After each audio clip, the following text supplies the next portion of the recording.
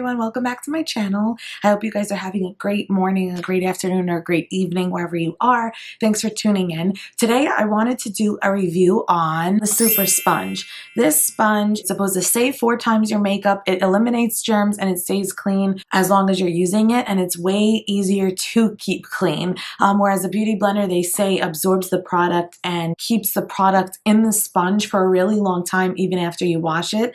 This sponge has a silicone outer layer and it's silicone infused, so it gives you a little bit more coverage with a lot less product. So I'm going to review this today, and if you guys want to see what I think of this little teeny tiny sponge, then keep on watching.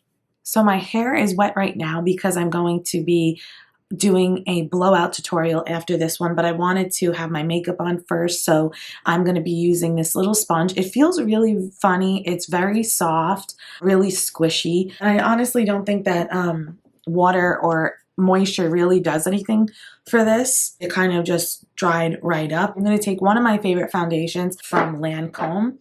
I have nothing covering my skin right now. I don't even have primer on. So I put just a pump on here. What's cool about this sponge is that it also comes with like a cover and a base. So let's see.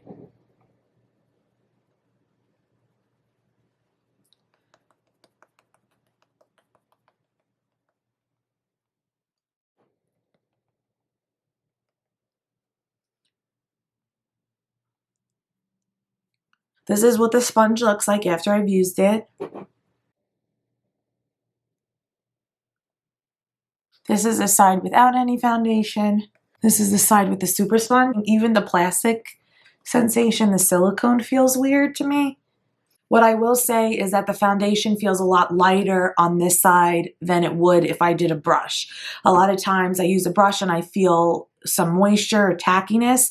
I don't feel this at all. It literally feels like I'm not wearing foundation at all. And you do have that same type of sponge on the bottom as a beauty blender, so if you really did want to get in there, you can. It's funny on your eyes because it's not like a sponge. Just to compare, I'm going to take another sponge and I'm going to do the opposite side of my face just to see the difference. So this is a beauty blender. I didn't fully wet it. I actually am keeping it just a little damp. You can see it's still pretty small. And I'm going to pump the same amount on the beauty blender, and let's see how this one does. Now, granted, I have a lot more problem areas on this side of my face. I don't know if I agree that it does the same job on the other side with less product. I feel like I'm getting more movement. Before, since I wanted extra coverage, I couldn't use all of the product all the way up to my forehead. With the beauty blender, I've done the entire half of my face, side of my nose, chin.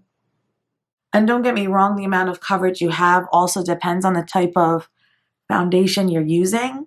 And if you've seen any of my other videos, you know that actually I am a brush person, so this is foreign to me a little bit. But that is the same exact foundation, just 2 different products. So the right side of my face here is done with the beauty blender. This is done with the SuperSponge. My vote would honestly go to the beauty blender side. I don't know, I felt like the coverage was a lot more. Maybe this is just so different. I don't feel like it covered as much, but I do like the sensation of having a lot less of a layer on this side. So that would be my vote. I'm sure that this is a lot easier to clean. This side gave me a much more natural feel.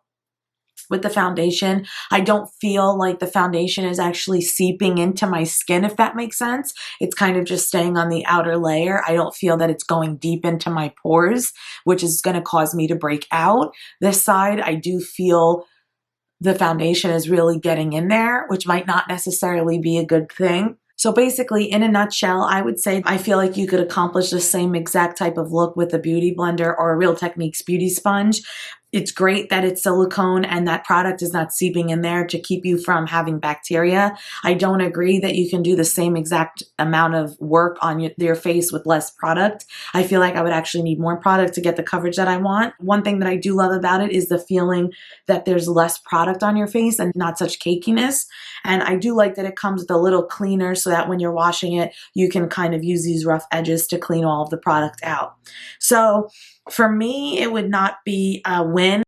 So stop right there. I actually changed my mind and I feel like I love the SuperSponge. Looking at it on the camera, it actually gave me a pretty flawless finish. I actually do think it might be worth $20. So if you want to give it a try, definitely look into it. I don't think that you will be disappointed. I hope you guys enjoyed this video. Let me know what you think. Do you have a SuperSponge? Do you like it? Would you use it yourself? Would you recommend it to a friend? Am I doing it wrong? Let me know. I will see you guys in my next video. Thank you so much for watching. If you want to come back, I'm going to record a video of me using the Pro Blow hair drying system. It's basically these systems here that have the detachable brush and the little clip. Again, have a great morning, a good afternoon, an amazing evening, wherever you are. Thanks so much for watching, and I'll see you guys in my next one.